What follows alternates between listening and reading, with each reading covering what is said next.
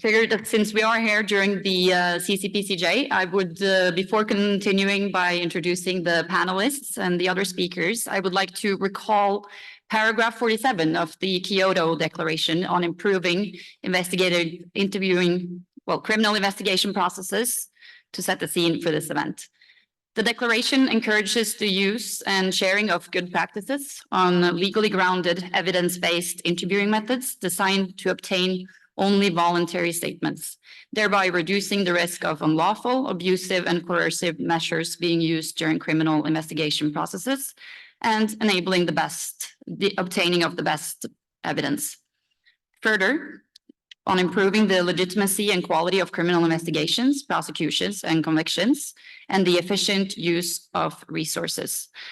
The declaration also welcomes the collaboration between practitioners, experts, and other relevant stakeholders on elaboration of a set of international guidelines for non-coercive interviewing methods and procedural safeguards in this regard. And I think this paragraph reflects well on the objective of today's event, which is to exchange experiences, to share methodologies, challenges, and lessons learned in the shift towards investigative interviewing, to understand context, to grasp the cultural, legal, and operational context influencing investigative interviewing in different jurisdictions, to promote learning and cooperation and facilitate cross-country discussions, and finally, to identify challenges and solutions, to explore strategies for encouraging the adoption of investigative interviewing by investigative agencies. And we will focus on practical experiences today from Thailand, Ghana, and Brazil, exploring the diverse landscapes where investigative interviewing takes place. And this initiative should serve as a platform for sharing knowledge, fostering international cooperation, and drawing from the vast array of experiences to pave the way for significant advancements in criminal justice processes. Now, on to our esteemed panelists.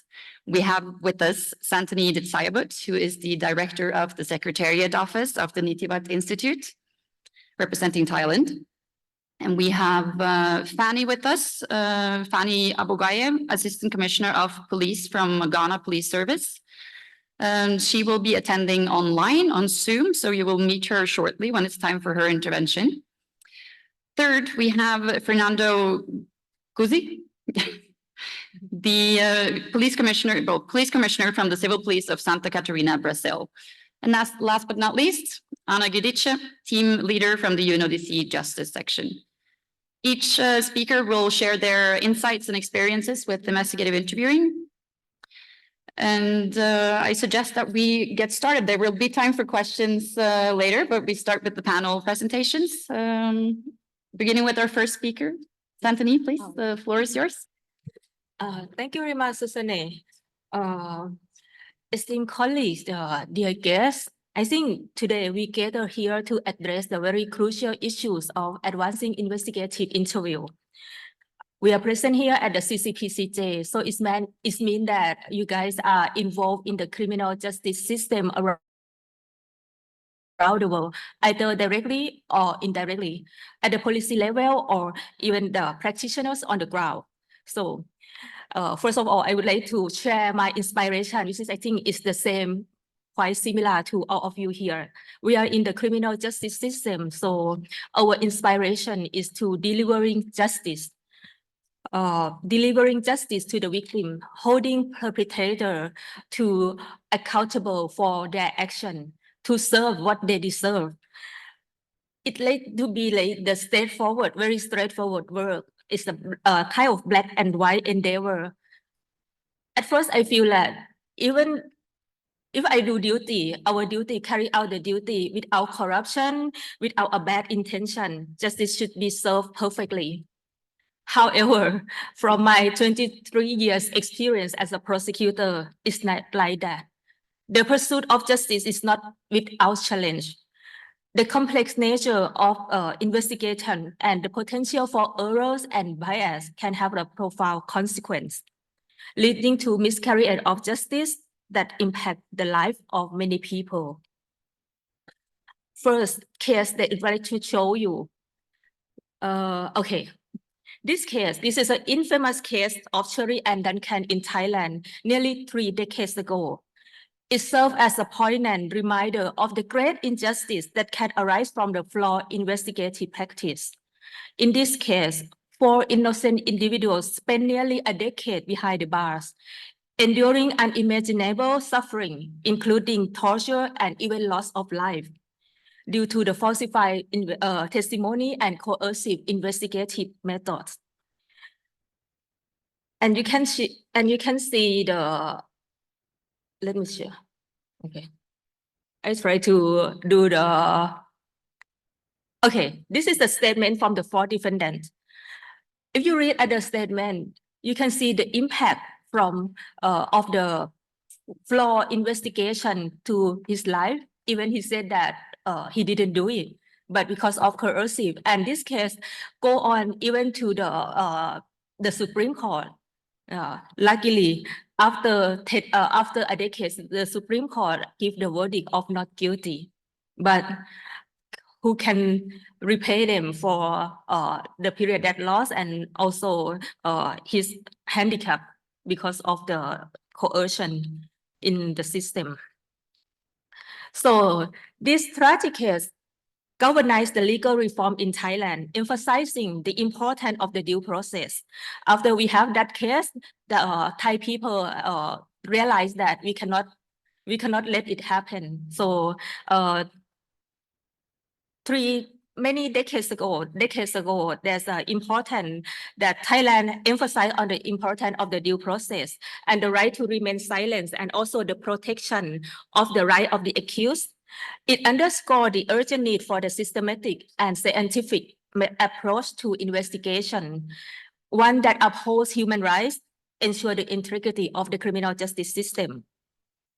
And here come the investigative interview methodologies that can offer the comprehensive framework built up on the research and scientific evidence. Okay. Okay, yeah.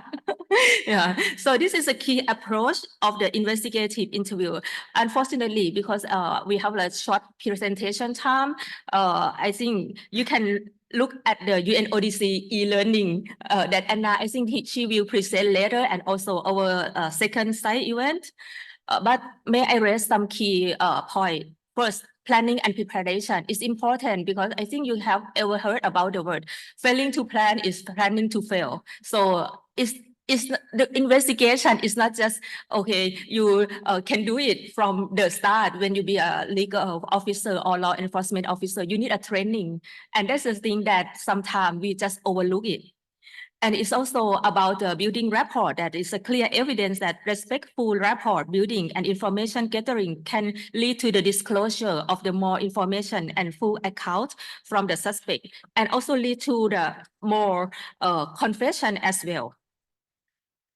Another thing is the recording the interview. I don't know the practice in your country, but in Thailand, we just have the law that provide for recording the arrest and also the detention.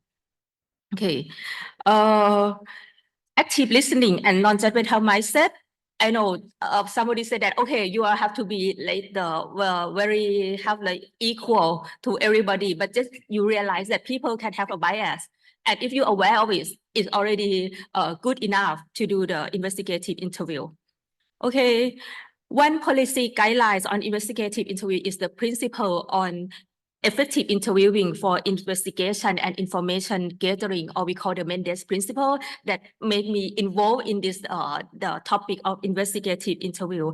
And I would like to show you one practice in Thailand that conformity with the with the Mendes principle is about how you interview with the children under the age of 18.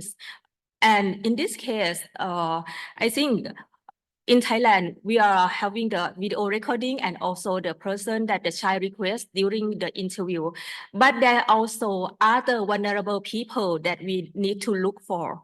And in this regard, I would like to inform you that this day, Nitiwat Institute working closely with the Ministry of Justice in Thailand to amend the Criminal Procedure Code to have the new measure for interviewing with the female victim of the sexual offense and also other vulnerable people. So I would like to know about the practice in your country also. So if you can see on your desk, there is a very nice folder. In the folder, there's a questionnaire about what is practice in your country. So please feel free to write it down and give us later. So it's a very invaluable information for us to advance our justice system. And also this another case, another case is about the development of the law. Next slide, please. We need help. Okay. So you see, in 2021, there is a very notorious case that drives the enactment of the law on anti-torture in Thailand. This case is about the police officer, the team of the police officer, 7 persons. They arrest the drug addicted and they use the black plastic bag to cover the accused case and force him to reveal the location of the hidden drugs until the accused was suffocated and died. They said that they didn't intend to make this happen, but it's the way of doing investigation. So this case made the public outcry about the way we practice investigation in Thailand. And here comes sometimes the situation is lead to the consequence, the good consequence that the draft anti-torture law that pending in Thailand for almost 10 years suddenly can be passed in 2022. The Villa Call is the Prevention and Suppression of Torture and Enforced Disappearance Act 2022. Next slide, please. Okay, this law underscores the nation's commitment to transparency and accountability. The mandatory use of the audio-visual recording during arrest and detention is a significant step for Thailand towards prevention of the ill treatment and enhancing the credibility of the evidence gathering process. When the law come out, there's the, how can I say, the resentment from the police officer that they require them to do a lot of work. They require a lot of resource to make the video recording. And also the police has to report to the prosecutor whenever they arrest some person. But there is one case that the drug addict, I think not the drug addict, the police arrest one person and later that person alerts that the police put the drug in his pocket. He didn't have any drugs, but because of we have the recorded interview, it revealed that the person who put the drug in the pocket is his relative. They put it and they use it to alert the police later, but they didn't do anything. So I think recording the video tape can do both for the transparency for the work of the police officer as well. And this law make the public prosecutor to have more role in the investigation. However, even we have the new law, may I have the next slide, please? The challenge remain in implementing the investigative interview in Thailand. For this, I think training and education is very important. And the Nitiwat Institute has put the priority to have overcome all those challenges. Next slide, please. Okay, next slide, please. Yeah, this is the challenge and this is all the activities we have ever done before to prioritize the investigative interview. And we are glad that we always have a good company along the way. Present here is NCHR, TIJ, APT, and also UNODC. And we welcome more to join us. I would like to end my presentation by showing that the data on the rule of law. Next slide, please. Okay. This is the rule of law index that results from the analysis of 122 countries around the world. As one factor to consider of the rule of law score is the criminal justice. And you can see that we have the honor of like 15 countries on the high ranking of the rule of law is the Norway and Germany, who is the support of our side event today as well. So it's our honor to learn from you and having continuous training together. So support our to have the invaluable insight to Thailand.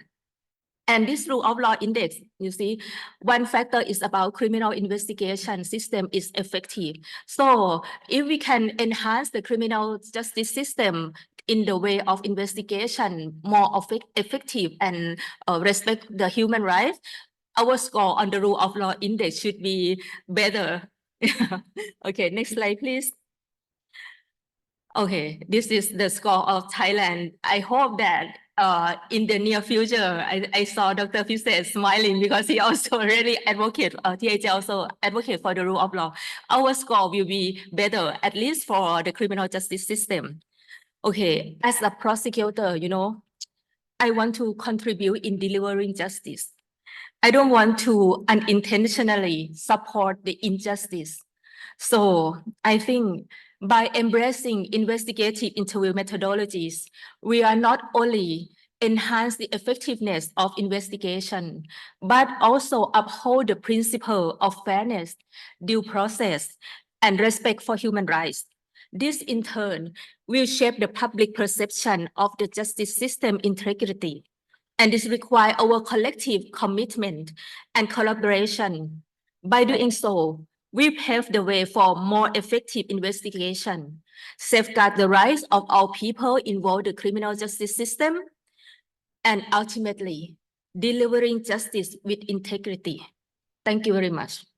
Thank you so much, Santani, for sharing so comprehensively on the impressive work you have doing, but also highlighting some opportunities and challenges, which I think is essential. I think we need to move ahead with partly my fault because I delayed us a little bit in the start, but I think we should move ahead with the next panelist. I think we have Assistant Commissioner of Police of Ghana, Fanny Obogaya, with us online on Zoom. Thank you very much. Thank you for also inviting me to this event. It was actually my earnest hope to be with you in person. But even though this didn't happen, I'm very pleased to still have the opportunity to share some ideas on what the Ghana Police is continuously incorporating in our daily work from the UN Investigative Interviewing Manual. I have been introduced. My name is Assistant Commissioner of Police, Fanny Abwaji. I have about 29 years of policing experience in many diverse fields. Currently, I'm the Divisional Commander in the Western North region of Ghana. I will begin by my comments by re-echoing that the UN Manual on Investigative Interviewing for Criminal Investigation is a valuable resource for the police. This manual is simple, easy to understand, and contains tools that effectively helps us in every aspect of investigation. Now, coming to the topic for this morning, morning for me, I'm sorry, I'm sure it's afternoon over there. Cooperation towards enhanced justice and advancing investigative interviewing practices is a very important one as we all begin to roll out and entrench the tenets of investigative interviewing in our various institutions and jurisdictions. In my opinion, this topic delves into the collaborative efforts being made and advancements gained in investigative interviewing practices. Ghana, like many African countries, recognizes the pivotal role of investigative interviewing practices in ensuring enhanced justice and fair outcomes. I'll therefore try to focus on some key areas of progress and cooperation. Firstly, let me emphasize that there's a slow but steady progress when it comes to practical interagency collaboration. Government agencies, law enforcement bodies, legal professionals, civil society organizations need to collaborate more in Ghana to develop and implement standardized investigative interviewing protocols. This will ensure a cohesive approach and uphold the legal standards and respect for human rights in criminal justice system. Now, the bigger question is, whose responsibility is it to start or to enhance this collaboration among these investigative agencies. We must all ponder on this as we continue discussions on this manual. Following from this, I would like to highlight the role of Kofi Annan International Peacekeeping Training Center, KIPTC, in investing continuously in training and capacity building programs for law enforcement officers. In the center's police training courses, for example, the security sector reform, the sexual gender-based violence, collaborative policing, police middle management, among many other courses, the center tries to bring together all law enforcement agencies under one roof. This helps us to improve our collaboration with each other and to understand how each law enforcement agencies fit into the criminal justice continuum. And this also enhances skills in effective communication, cultural sensitivity, and ethical interviewing practices. In advancing investigative interviewing practices, Ghana Police has evolved a lot, I must say, in our techniques and have incorporated more culturally sensitive approaches. Cultural sensitivity is prioritized in every step of investigations to accommodate diverse communities. Interviewers are trained and encouraged to recognize cultural nuances, use appropriate language, and respect cultural practices during interview, fostering trust and cooperation. The police, again, has continuously emphasized on non-coercive interviewing techniques and prioritized obtaining accurate and voluntary information. The time of talk through and master shut up are all things of the past year. For those of you who don't understand what I mean, in previous years, we had a term of using a button to hit on our suspects and tell them to talk through, actually by force, whether they want to talk or not. Or when we think they are talking too much, we say, Massa, shut up. All of these have become a thing of the past. And we are happy that now interviewers use open-ended questions, active listening, and empathy to encourage cooperation without resorting to intimidation or threats. As much as possible, our current practices also adhere to strict ethical standards, avoiding the use of coercion, manipulation. Our emphasis is on integrity, honesty, and respect for human rights. These have become our guiding principles, and we are always striving to achieve these principles. Also recognizing that in most cases, legal proceedings may have, or people may have experienced trauma. So we create a safe environment. And I would like to give a perfect example of one of our units, the Ghana Police Domestic Violence and Victim Support Unit, which is DOVSU. DOVSU has a new building, which we call a one-stop shop. This building contains a very relaxed reception, moving on to single investigation rooms, counseling support, the courts, lawyers, playroom for children, private rooms for ladies.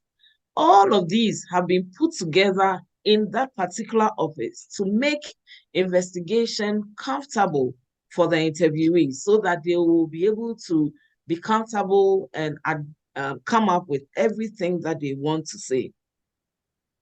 We call it a one-stop shop, and the intention of the police administration is to replicate this in the regions. All these safeguards are put together to effectively investigate cases that comes to the unit, ensuring respect and protection of human rights and dignity. I would finally talk about challenges. I mean, challenges in Ghana police is enormous. It's something that we continually emphasize with every opportunity that we have. I'll talk about logistics. It's inadequate. In an investigation room, you have about 3 investigators all doing interviewing. And we wonder whether the interviewees or the suspects will be comfortable to speak truthfully about the incident because other people are in the room with them. This is a huge challenge for us. And we are trying hard to have private rooms where we can have a one-to-one and to follow actually the steps that are in the UN manual. I was glad to hear my colleague Santani talking about the recording. We don't have this incorporated into our legal system, but it's one of the key challenges that we have. Our suspects keep changing their stories over and over again. Day 1, they say A, day 2, they say B. And so I think this is a good opportunity for us to also incorporate into our legal system the recording factor, so that they will not have the challenge of having a suspect change their stories over and over again. In conclusion, and looking ahead, Ghana remains committed to continuous improvement in investigative interviewing practices. Cooperation among stakeholders and advancements in investigative interviewing practices are instrumental in enhancing justice and upholding human rights. In Ghana, law enforcement agencies continue to foster a culture of professionalism, integrity, and respect for diversity in our practices. We will train officers and collaborate with agencies in the justice system to stay abreast with the best global practices. The overall aim is to contribute significantly to a fair and equitable legal system. I would like to thank you, the government of Thailand, for having this discussion, the Secretariat, and everybody who has made it possible for this event to come on. I think this is just the beginning of the discussion on this manual, and we will continuously collaborate with all of you as we forge ahead to make justice fair and equitable. Thank you very much for the opportunity. Thank you. Thank you so much, Fanny. And while it is indeed unfortunate that you were not able to participate with us live, we are very happy that you still found a way to share your insight with us today. And we look forward to keeping you online for the Q&A. Hopefully we'll have time for some Q&A later on. On to our next speaker from Brazil, Fernando Guzzi, Police Commissioner from the Civil Police of Santa Catarina.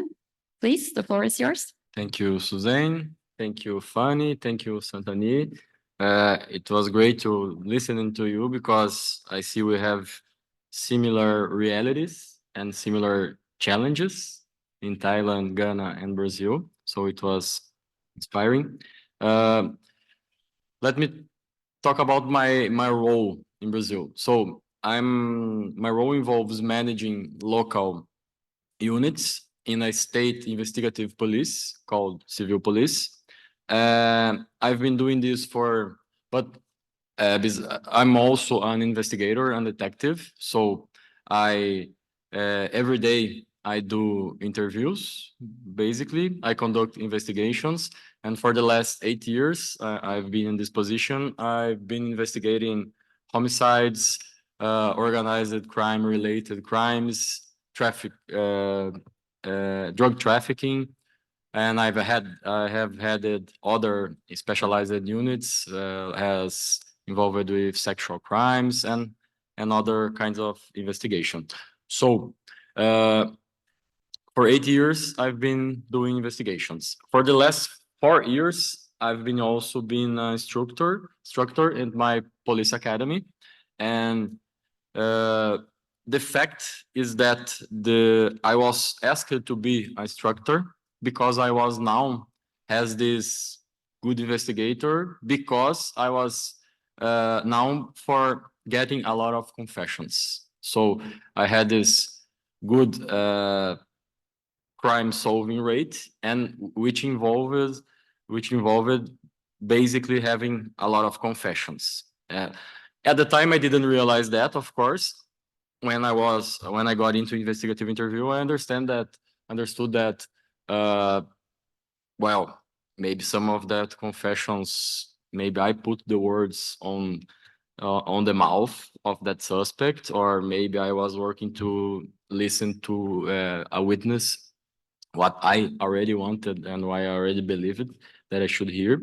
So, but the curious is that I was asked to teach this approach. Now I know that it was not there was not a method. It was learned by doing. It was following my instincts. But by preparing my lessons, so I had to study. I got into scientific research about the subject, and then I got into investigative interviewing. So I was asking to teach one thing, but I eventually started to teach a whole different thing. But the good thing is that being an instructor, I kept being a detective, and I had the chance to apply investigative interview on my cases. So I was kept investigating homicides, serious crimes involving organized crime in Brazil, which is a very serious problem. And I started to get fewer confessions. That was natural using this methodology. But my crime solving rate did not decrease, not significantly.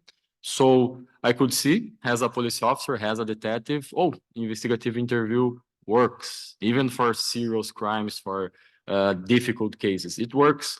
And as I was seeing that it worked, I was feeling as a police officer very more secure, more professional.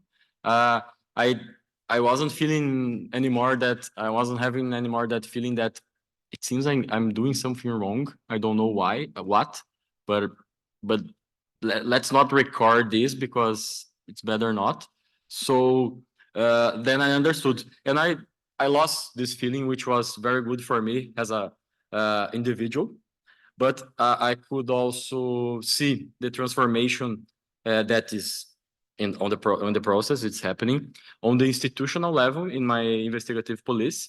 I can see that the other police officers have this same feeling that they are doing something wrong, and we have this many realities in Brazil because it's a continental country.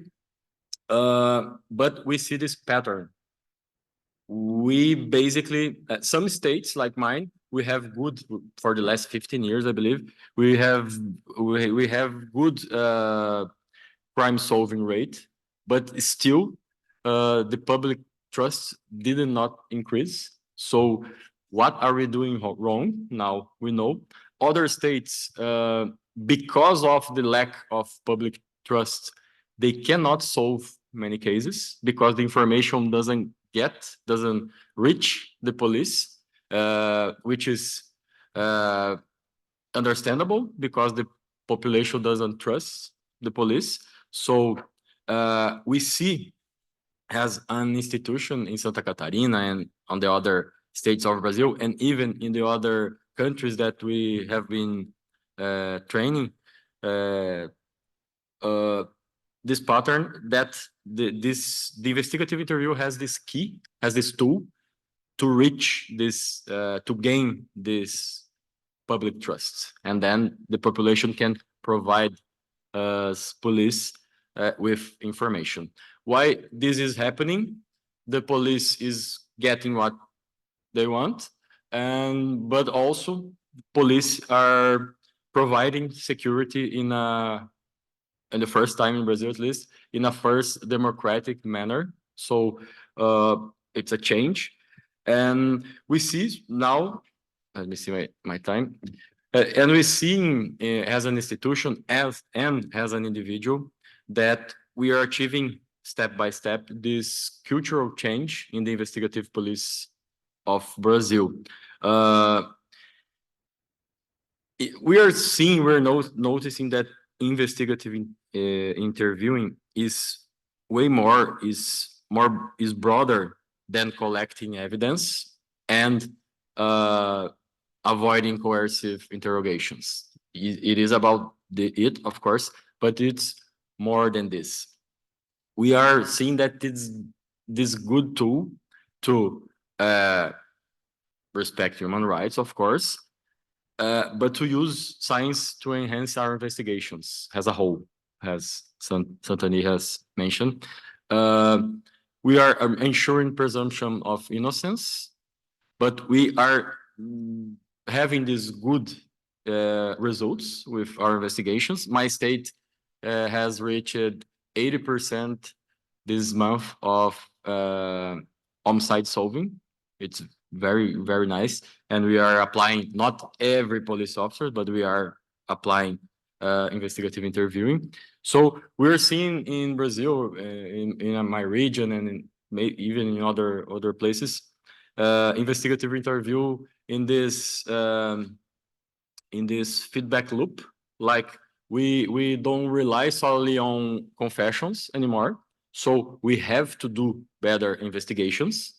But with better investigations, we gather more elements. Then with these elements, we can conduct better interviews, and better interviews lead to better investigations. So it's this cycle that one thing leads to another, and in the middle of this or around, the human rights, the individual rights are being respected.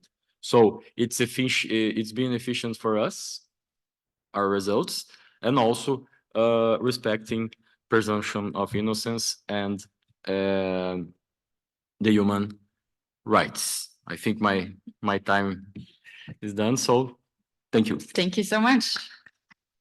We do have another speaker from Brazil, from the floor, Dr. William Seconello from Brazil. Could you kindly introduce yourself briefly, and based on Fernando's experience and what he just told us, explain how you see that the role of research and collaboration fit into enhancing the effectiveness of investigative interviewing across different regions in Brazil?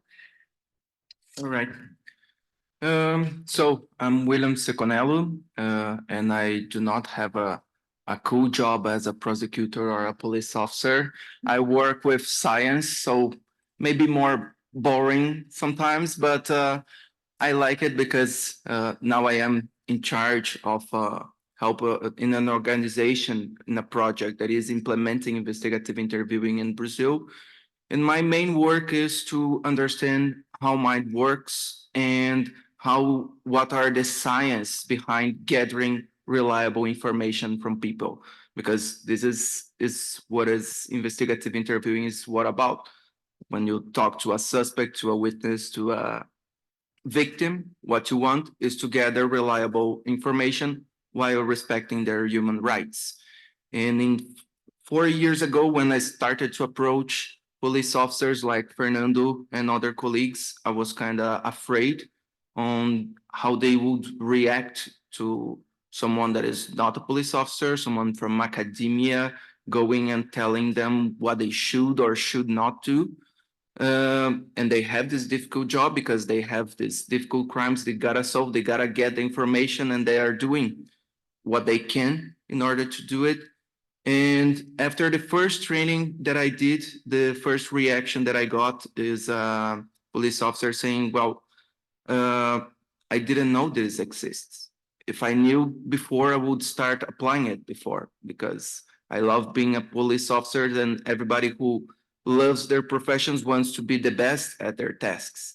And the thing is, when you look at investigative interviewing, unfortunately, most of the information is in English, which is a problem when you go to non-speaking English countries, like Brazil, that you have like 2% of population that speaks English.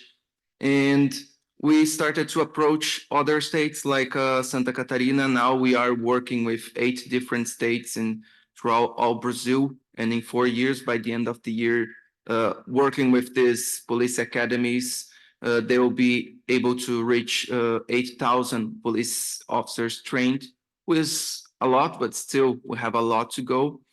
But just to be brief, so we can have more time and things to comment, is that at the beginning, even me as a researcher, I was going step by step on approaching a police from Brazil, because overall what you have is examples from rich countries or countries that they have like this very nice statistics as Anthony showed, like you have investigative interviewing in UK, in Norway, but how does it come in Brazil where you have like less investment, less attachment to law and human rights? So how would that work? Would it still work, investigative interviewing? And as you can see by the examples of the speakers today, fortunately, yes, because it's not based on a specific country. It's not based only on rules. It's based on good science, on how mind works. And this is make much easier because we as humans, we share a similar brain. So understanding the better science on how to gather good information, we can apply it to practice. Unfortunately, it is becoming a reality for countries outside of Europe. Thank you. Thank you so much, William, both William and Fernando, for sharing these exciting developments and stories from Brazil. Moving on then to the final panelist for today. Thank you for being so patient. Ms. Anna Guidice, for your experience and take on how the UNODC can assist to advance investigative interviewing practices globally. Anna, please, the floor is yours. Thank you very much, Suzanne. Thank you, first of all, to Thailand, Office of the Attorney General, Niti Vajara Institute. Okay, sorry, almost there. The Norwegian Center for Human Rights and the Norwegian Permanent Mission, as well as the German Permanent Mission and TIJ for organizing this event and being such amazing partners to us. I will be short. I think the first thing we can do is what we're doing here, bringing you all together, practitioners, policymakers, diplomats, experts, law enforcement, prosecutors, and facilitating this exchange across countries, across regions, across legal systems, with a very sort of humble approach that there is no one here teaching others, but we can all learn from each other. And if anyone here is not convinced yet, I would be surprised because I'm very convinced after the 3-4 speakers before me. So this is the first step of our work and feeding, of course, into the policy level discussions happening here at the Commission, at the Congress that we're now starting to plan for the next one. But then, as you know, we work on technical assistance at country level and at regional level. And we've been very lucky to have the support both from Norway and Germany in this area, where we have implemented development of tools, which we'll talk about in the next event, and also direct technical assistance. We've had the opportunity last year to organize 2 regional events, one in Thailand hosted by TIJ with our partners from Thailand and CHR for Southeast Asian and Pacific countries, and one in Vienna last December where we had countries, territories from Southeastern Europe, Ukraine and Moldova. And we had police and prosecutors, training institutions sharing their experience, hearing also from the Norwegian example, but for instance, learning about all the work Indonesia has been doing already, in addition to Thailand in that region, Ukraine, where the war crimes prosecution is very advanced already, as well as the anti-corruption body. And the sort of general feeling out of that is really that practitioners, as you were saying before, are really waiting to receive this kind of knowledge. They're very keen and eager, and in so many countries still, interviewing is not something that is taught, or it's very basic. So officers are sort of expected to learn on the job from their seniors. And as you were saying, you did your best with the tools you had. However, we now have this evidence base that is really growing and that can be shared. So this is one aspect of the work we've been doing. The other aspect is really at the country level, where again, we can support and we support human rights-based policing within the framework of ensuring access to justice for all. And part of that is building these evidence-based approaches. So for instance, in Nigeria, we're implementing a program on supporting the oversight institutions, both internal and external. And we are providing some training on investigative interviewing to the complaints reporting unit. And our colleagues working on counterterrorism have also implemented similar approaches with the counterterrorism law enforcement. So maybe that's the last point for me that, and I think it has already come from some of the speakers, there is sufficient evidence that this methodology can be used for any types of crimes, any types of investigations, and to interview all kinds of suspects, victims, and witnesses. In many countries, there is this expertise when it comes to interviewing children or victims, vulnerable victims, or victims of trafficking. And this is where you can also build on that expertise and knowledge that you have in those specialized units and realize that you can use the same methodology, obviously respecting the differences in law and so on. But in terms of methodology, very similar ones, and do that also for homicides, counterterrorism, organized crime, and so on. And I think I will hand back over to you. Thank you very much. Thank you so much. Thankfully, Anna, your wonderful remarks also worked very well as a concluding remarks. So unfortunately, we are running out of time, and I do not want to deprive our next side event of time either. But I will say this, and it's I'm sorry that there wasn't time for questions, but in order to keep you for a bit longer, I hope the audience, we are going to have a related side event here now on effective interviewing and investigations, tools and resources for enhanced criminal justice. And following this event, the next event, we will be serving some light refreshments. And it's and then you'll also have a chance to speak to the panelists and pose your questions then. And I think, yeah, please just come up to us if there's anything, and we'll be happy to reply to your questions during the break. Sorry.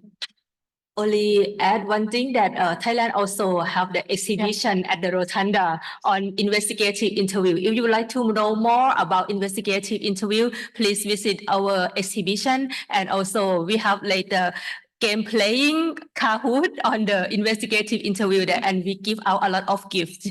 So you're welcome to visit our exhibition. Thank you. Thank you for reminding me, and thank you to all the panelists today, and also to our hosts and supporters for a wonderful side event. And please stay put for the connected one on tools and resources. Thank you so much.